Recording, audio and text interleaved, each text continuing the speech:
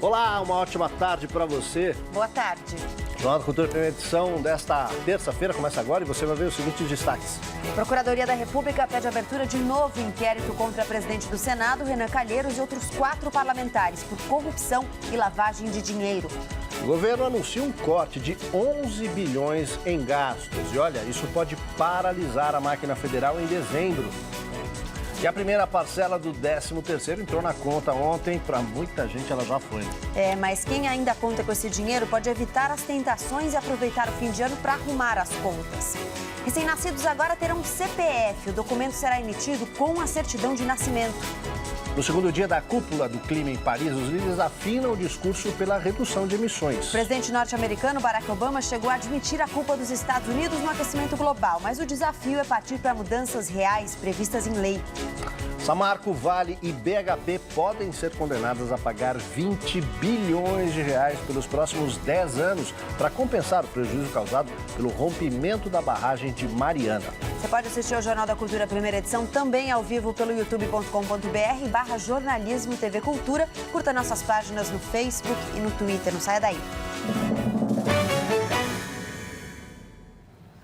Começa falando do seu bolso, aí, preocupação para o final do ano, né? Quase metade dos inadimplentes não sabe exatamente qual o seu rendimento mensal. E esse desconhecimento é uma das principais causas do endividamento.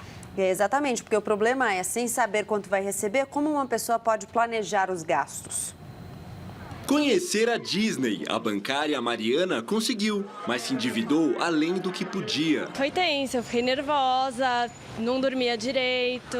Para pagar os gastos com a turma do Mickey, ela teve de apertar os cintos. Acabei fazendo um empréstimo para eu conseguir quitar minha dívida. As causas do endividamento são muitas: consumismo, falta de planejamento na hora de comprar, desconhecimento sobre o próprio orçamento. Uma pesquisa feita pelo SPC Brasil apenas com consumidores inadimplentes em todas as capitais do país revelou que 47% deles, quase metade dos entrevistados, não sabem o valor exato dos próprios salários. O brasileiro ele é muito consumista, ele é muito ansioso e ele assim não consegue se controlar. Por isso, o final do ano pode ser um grande aliado para organizar as contas e fechar o rombo no orçamento. Caso a pessoa tenha alguma reserva ou caso a pessoa esteja empregada, a prioridade nesse final de ano tem que ser a quitação das dívidas. Ainda que isso signifique um Natal mais magro.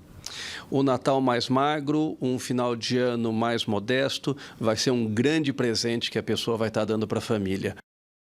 E falando em arrumar as contas, o 13º finalmente chegou. Para algumas pessoas ele já foi embora, né? Pois é, né? Chegou, a grana extra tá na conta, prontinha para quem recebeu, né? Mas e aí, esse dinheiro vai virar presente de Natal, vai pagar dívida, vai guardar?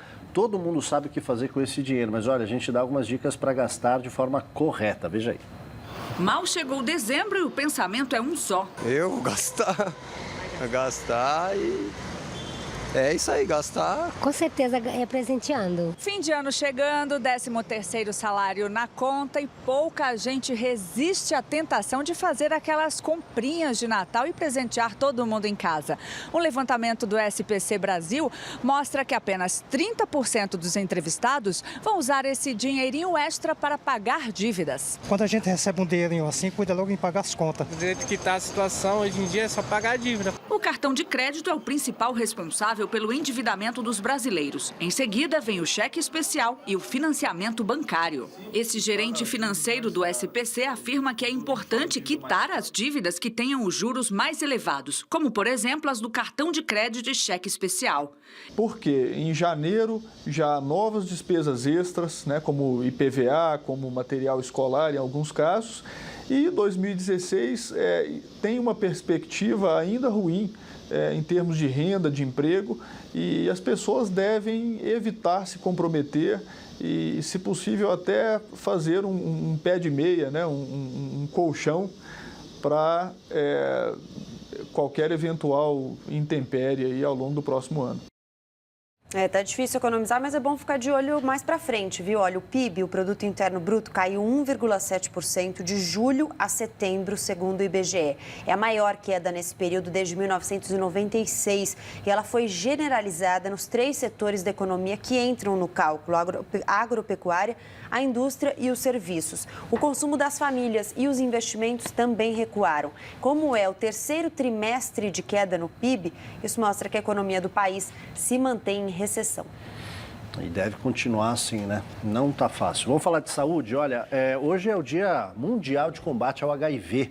A cada ano o Brasil registra quase 40 mil novos casos de AIDS e hoje em dia pouco se fala sobre a doença, diferente de décadas anteriores. Talvez isso ajude a construir o seguinte quadro. Olha só, entre os nascidos depois dos anos 90, há 3 vezes mais soropositivos do que em grupos anteriores, mais velhos. Ou seja, o vírus HIV continua se espalhando. A turma parece que esqueceu os riscos do problema, né? Com o coquetel está mais fácil viver, a longevidade aumenta.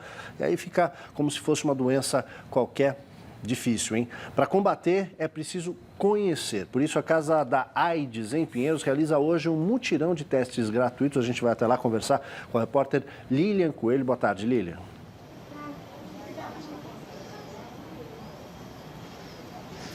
Boa tarde, Aldo. Boa tarde a todos. Olha, esse teste é bem rápido, dura aproximadamente 30 minutinhos. É feito por meio de coleta de saliva. E quem vier até aqui a Casa da AIDS fazer esse teste também pode participar até às 4 da tarde de oficinas e palestras, diversas atividades gratuitas.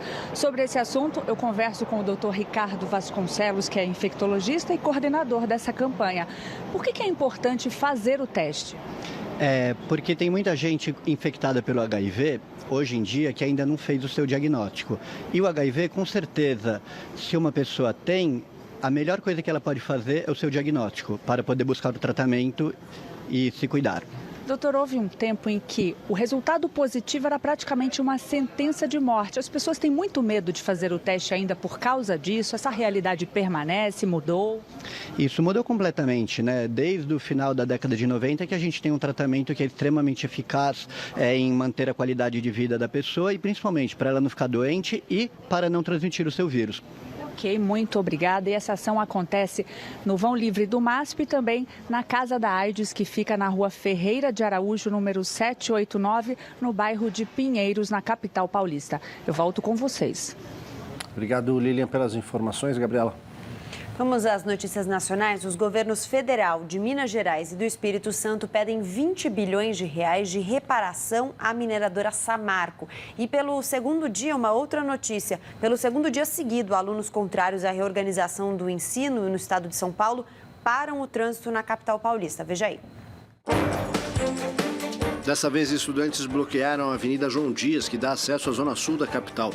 O congestionamento se estendeu por vários bairros da região. Ontem, alunos fecharam a Marginal do Tietê e a Avenida Faria Lima. De acordo com a Secretaria de Educação, 190 escolas do estado estão ocupadas por estudantes, professores e integrantes de movimentos sociais. Em Osasco, na Grande São Paulo, uma escola ocupada foi alvo de vandalismo. As instalações foram depredadas. Os alunos que ocupavam a escola deixaram o prédio e ninguém sabe quem praticou a ação. Cenas de desespero dos familiares e pedidos de justiça marcaram o enterro dos jovens que estavam em um carro metralhado por policiais militares no Rio de Janeiro. Os rapazes entre 16 e 25 anos eram moradores de uma favela e tinham ido comemorar o primeiro salário de jovem aprendiz de um deles. Segundo testemunhas, os policiais militares alteraram a cena do crime e colocaram armas no carro dos jovens para tentar incriminá-los. O governo federal e dos estados de Minas Gerais e Espírito Santo pedem na justiça que a mineradora Samarco e suas controladoras, a Vale e a BHP, criem um fundo de 20 bilhões de reais para a reparação dos danos sociais, ambientais e econômicos provocados pelo rompimento da barragem de Rejeitos em Mariana.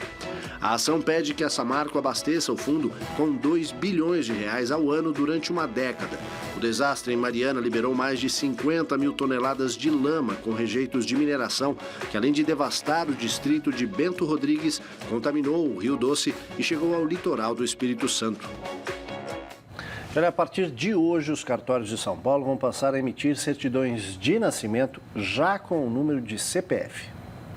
A operação não vai ter custo para os pais nos 836 cartórios de registro no estado. Com essa alteração, espera-se agilizar o acesso dos filhos a benefícios sociais em planos de saúde, acesso a medicamentos e a possibilidade de abertura de conta bancária no nome da criança. O sistema também permite que seja feito um cadastro de filiação independente do gênero que compõe a família. O estado de São Paulo tem cerca de 60 mil nascimentos por mês. O projeto deve ser implantado também no Rio de Janeiro, Pernambuco, Espírito Santo, Santa Catarina, Acre, Rondônia e Distrito Federal. A Procuradoria-Geral da República quer abrir um inquérito para investigar o presidente do Senado, Renan Calheiros, e outras pessoas citadas na Operação Lava Jato. Os pedidos de inquérito foram encaminhados ao Supremo Tribunal Federal porque os citados têm foro privilegiado. Além de Renan Calheiros, do PMDB, também estão o líder do governo no Senado, Delcídio do Amaral, do PT, preso na semana passada por outra acusação, o senador Jader Barbalho e o deputado Aníbal Gomes, ambos PMDBistas. Eles foram citados na delação premiada de Fernando Soares, o Fernando Baiano, apontado como operador do PMDB no esquema de propinas da Petrobras. Se os pedidos forem aprovados, os parlamentares serão investigados por corrupção passiva e lavagem de dinheiro. Também será a 5ª investigação em andamento sobre Renan Calheiros. E o número de nobres, deputados e senadores investigados no maior esquema de corrupção revelado até agora em nossa surrada república subirá para 35. Líder do governo no Senado, presidente do Senado, presidente da Câmara dos Deputados. Vamos lá. Olha, em mais uma tentativa de atingir o ajuste fiscal, depois que ele emperrou no Congresso, o governo decidiu cortar 11 bilhões de reais em custeio. Vai doer, viu? Devo, não nego, pago quando puder. Essa é a mensagem do governo, com o contingenciamento de 11 bilhões e 200 milhões de reais em gastos e custeio. Pagamentos de água, luz e telefone em dezembro devem ser suspensos. Cada ministério vai decidir o que será cortado, de passagens aéreas a funcionários terceirizados. Além de 10,7 bilhões do orçamento do Executivo, o governo também vai segurar o repasse de 500 milhões de reais das emendas parlamentares, o dinheiro que os nobres deputados e senadores poderiam gastar em seus redutos eleitorais. O governo só poderá voltar a gastar se o Congresso autorizar o aumento do déficit primário, o gasto que o governo faz além do que arrecada, para 120 bilhões de reais. A votação deve acontecer esta semana. Os pacientes do SUS têm à disposição até 3 vezes menos médicos do que os clientes dos planos de saúde. A pesquisa foi feita pelo Conselho Federal de Medicina e pela Faculdade de Medicina da USP. A grande maioria da população usa o SUS. O restante tem convênio médico. O índice de médicos por 1.000 habitantes é de 2,11 em todo o país. O recomendado pelo Ministério da Saúde é 2,5. A desigualdade de distribuição é grande. Na região sudeste, a proporção de médicos por habitantes é de 2,75. Na região norte, apenas 1,09. E mais da metade dos doutores estão nas capitais e não no interior, onde a população é maior. O número de mulheres na medicina aumentou, porém, como em outras áreas, elas ganham muito menos do que os homens, apesar da carga de trabalho ser a mesma. Faz a conta aí comigo, olha, entre 4 brasileiros, a cada 4 brasileiros, 3 estão no sistema público, só 1 está no sistema privado. E este 1 tem 3 vezes mais médicos do que esses outros todos que estão aqui. E ó, tem uma falta de investimento do governo federal nisso, tem uma falta de infraestrutura, mas também a falta de escolha do médico profissional que se forma nos cursos de medicina desse país, inclusive em escolas públicas, pagas pelo imposto de todos, de escolher ir até onde os pacientes estão. No interior do estado, nas periferias, não é só uma conta do governo, seja ele em que nível for, esfera federal, estadual, municipal, mas é do profissional que é chamado a atender essa população e que essa população não está sendo atendida. Vamos mudar de assunto aqui, ó. O Palácio dos Bandeirantes, a sede do governo paulista, abre as portas hoje para o público. As pessoas poderão comprar artigos do bazar da escola de moda mantida pelo Fundo Social de Solidariedade do Estado de São Paulo.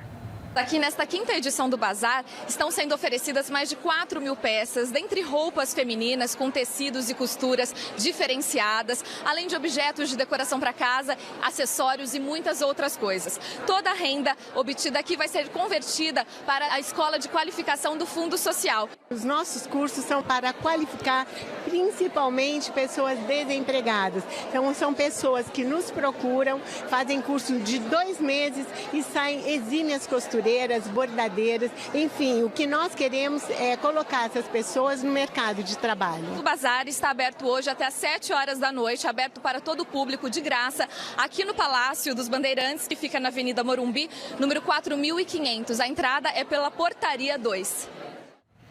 A seguir, a Rússia acusa a Turquia de comprar combustível do Estado Islâmico. Pois é, e mais, no segundo dia da cúpula do clima, os países afinam o discurso, mas o consenso ainda está distante. A gente volta já.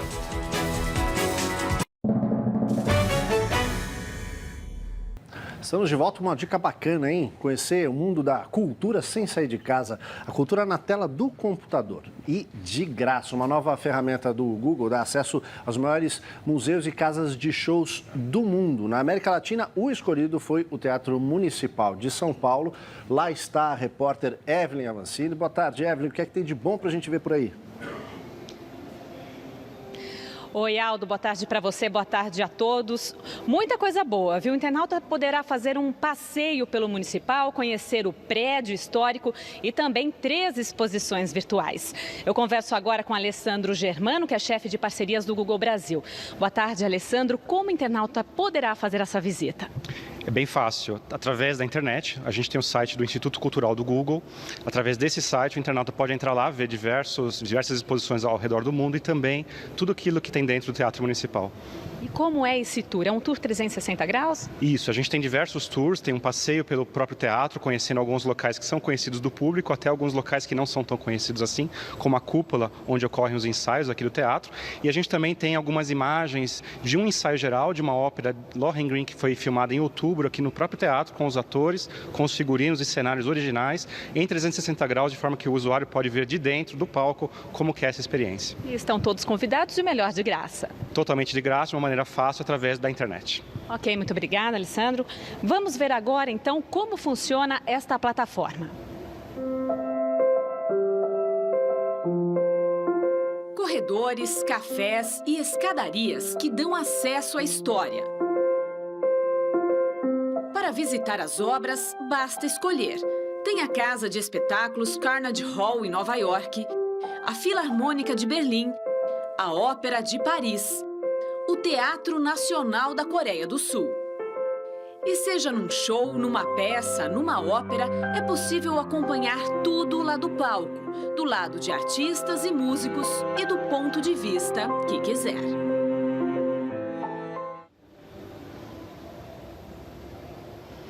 E, Alessandro, qual é o site? O site é g.co/Performing Arts. Esse é o site para acessar o conteúdo. Ok, muito obrigada. Aldo, é com você no estúdio. Obrigado, Evelyn. Gabriela. Vamos às notícias internacionais. Volta a crescer a tensão entre Rússia e Turquia depois de uma acusação grave de Moscou sobre o motivo de o governo turco ter abatido um caça russo na semana passada. Lembra, a gente mostrou aqui. O presidente russo, Vladimir Putin, disse que o objetivo da ofensiva de Ankara era proteger os negócios que a Turquia mantém com terroristas do Estado Islâmico. Putin sugeriu que os turcos compram combustível dos terroristas. O presidente da Turquia, Recep Tayyip Erdogan, desafiou o Kremlin a provar a acusação e disse que seu governo não vai se desculpar pela queda da aeronave. Segundo a Turquia, o caça russo foi derrubado por ter invadido o espaço aéreo do país e desrespeitado os alertas para se retirar. Já a Rússia diz que a aeronave só sobrevoou a Síria.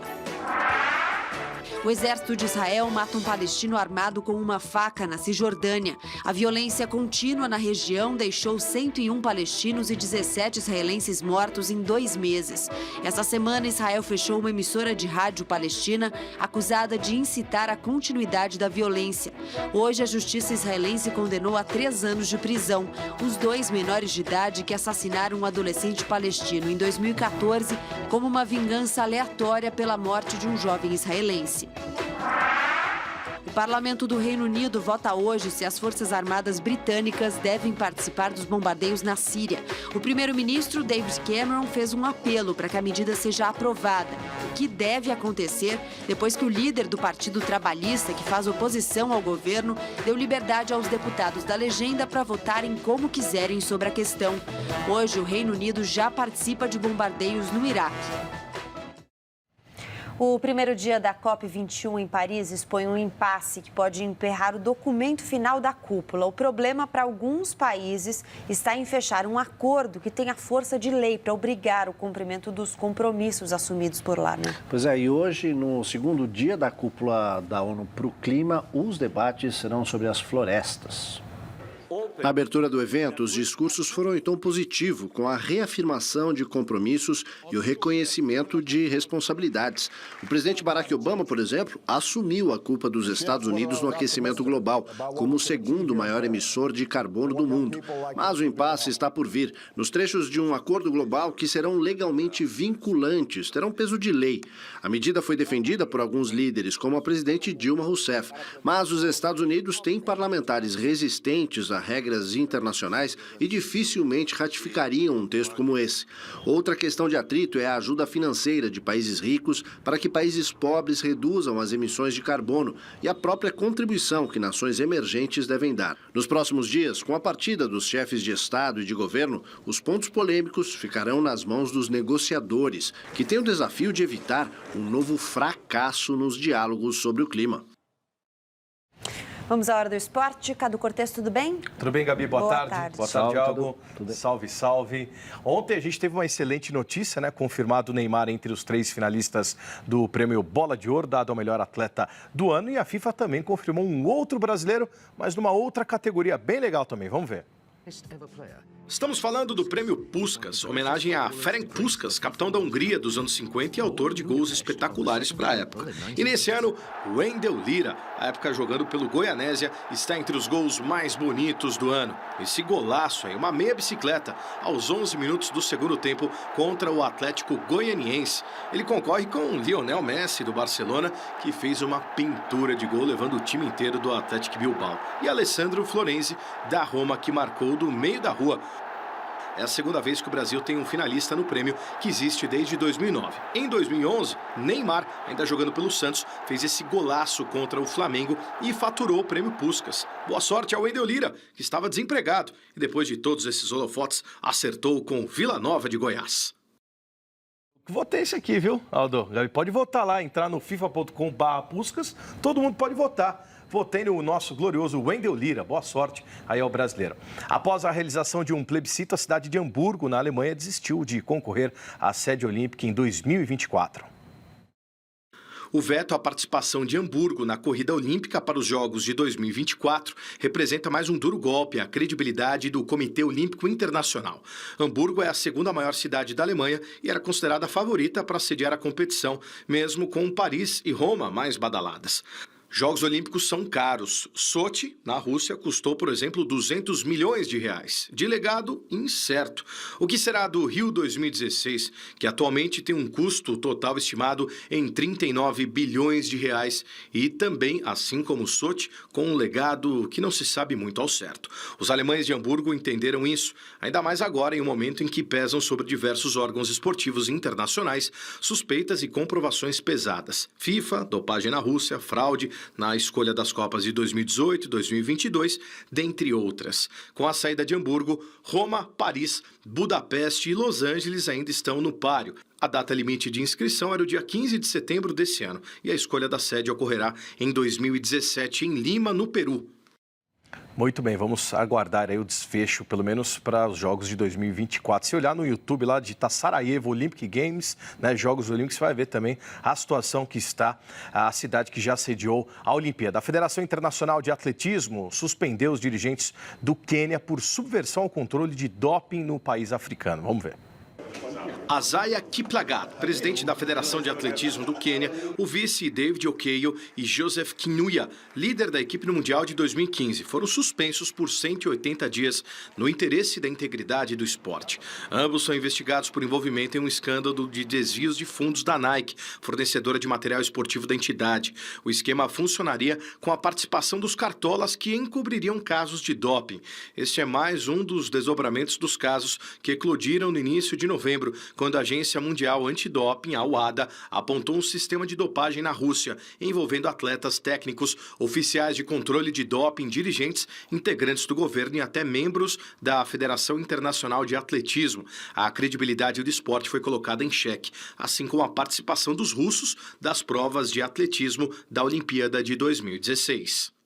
Pois é, o país tem até aproximadamente o mês de março para aprovar a sua inocência e confirmar a participação. Só sobre aí a credibilidade no esporte, também estou na torcida do Wendel, porque o sujeito que estava desempregado num time pequeno, ser indicado a um prêmio como esse, prova que ainda vale o futebol arte, né? Numa hora em que a gente, sei lá, eu pelo menos duvido de tudo aí. Se você acompanhar o noticiário, você vai me dar razão, né? Dá. Que rola de dinheiro por trás de todas essas coisas, e aí, né, o cara tá lá de igual para igual com os grandes, bacana. FIFA.com/Puskas. Vamos voltar. Vamos votar. Então, valeu, tchau. Isso aí, minha gente. Olha, o Jornal da Cultura Primeira Edição fica aqui.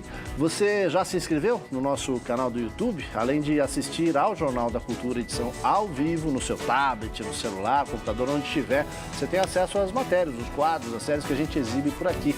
Acesse lá. Uma ótima tarde para você. Que agora com o JC Debate, que no Dia Internacional de Luta contra a AIDS, traça o panorama atual da doença no Brasil. Uma boa tarde para você. Até amanhã ao meio-dia. Tchau.